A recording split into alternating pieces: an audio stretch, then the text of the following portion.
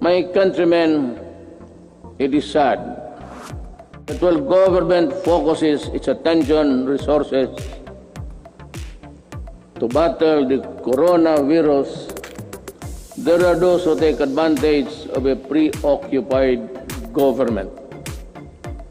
One of them is Senator Frank DRILON. In an interview, he arrogantly mentioned, among others, that oligarchs need not be rich. Then he linked the anti-dynasty system with oligarchy, and the topic was my daughter and son. This happened after the Committee of Franchise voted 70-11 to deny the grant of franchise to ABS-CBN. Obviously, he was defending the LOPEZes, that they are not oligarchs. I welcome the passage of the law postponing the barangay and sangguniang kabataan elections. The postponement saved much-needed government funds and ensured the implementation of projects under the current barangay officials. In the hindsight, it also saved us from holding the polls while we dealt and continued to deal with the pandemic. Our fiscal position is strong, our economic fiscal management prudent, and our banking system robust. We are in a better position to weather the crisis caused by COVID-19 global pandemic. We have accomplished significant infrastructure projects under the Build program. I will not dwell lengthily on the nitty-gritty of our infrastructure accomplishments. Now, lest I bore you. Instead, we will release a comprehensive written report of our collective milestones and the details of accomplishments that remind us that perseverance, patience, determination will help us move forward even in the most difficult times. My countrymen, there are lessons to be learned from the coronavirus pandemic. It jolted us to realize that gains made after spending so much planning, effort, cost, and time could diminish considerably and quickly for reasons beyond one's anticipation. That it is much easier to destroy than build. That in a crisis of national proportion that affects every aspect of human life, government needs to have the support and cooperation of the people if it is to succeed in battling the cause of that crisis. That there are people who ask for compassion but show none themselves. That life, after all, is fickle, like the weather. When the pandemic struck, I decided to prioritize life over other considerations according to experts.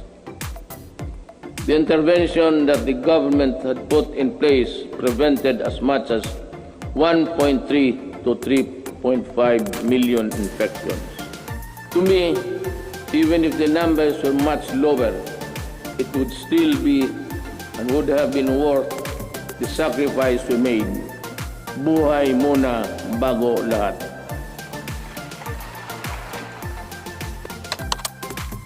Until the COVID-19 vaccine is available, I will not allow the traditional face-to-face teaching or learning unless the risk of exposure to to the sickness and are eliminated, I cannot and will not put to rest the health and lives of our students and teachers.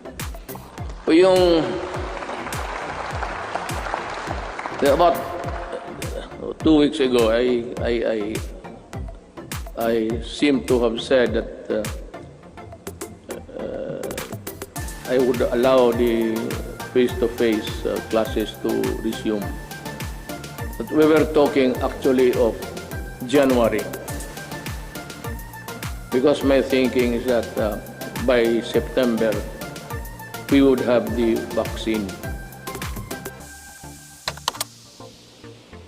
4 days ago, I made a plea to President Xi Jinping that if they have the vaccine, can they allow us to be one of the first, or if it's needed, if you have to buy it, that we will be granted credit so that we can normalize as fast as possible.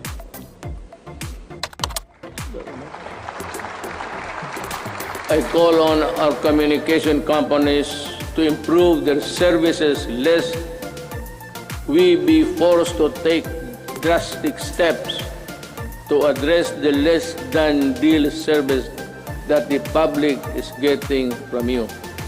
Alam mo, sisingit na lang ako dito. I am sometimes you are government pictured to be weak and incompetent because we cannot really force our mandate. Alam mo itong nagbibigay ng mga public services, you better improve. Huwag naman ninyo kaming pahintayin 10 taon bago kami makakamit ng mga services that the other countries are enjoying. If it's just a question of added capitalization or the infusion of money, go and look for it. Maghanap kayo, because if you are not ready to improve,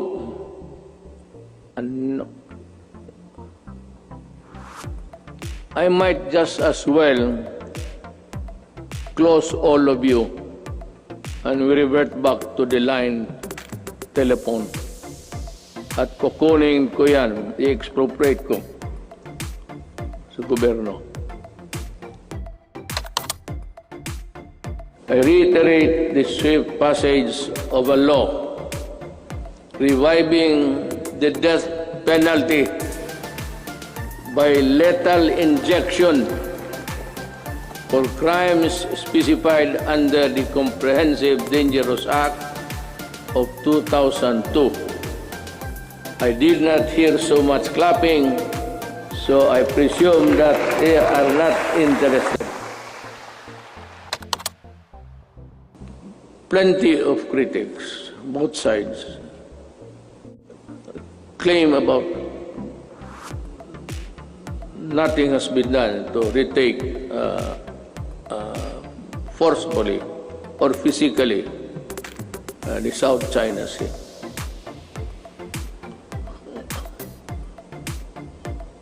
Alam mo, unless we are prepared to go to war, I would suggest that we better just call off and treat this, I said, with the diplomatic endeavors. China is claiming it. We are claiming it.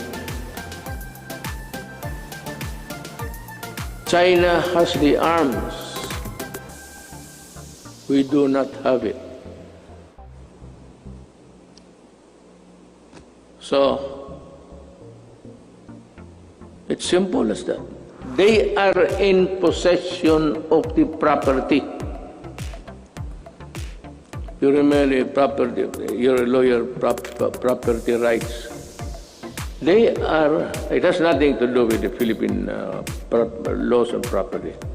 But it's akin to, they are in possession. So what can we do?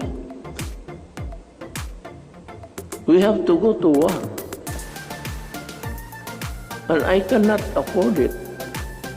Maybe some other president can, but I cannot. Inutil ako dyan, sabihin ko sa inyo. And I'm willing to admit it. Talagang inutil ako dyan. Walang magawa.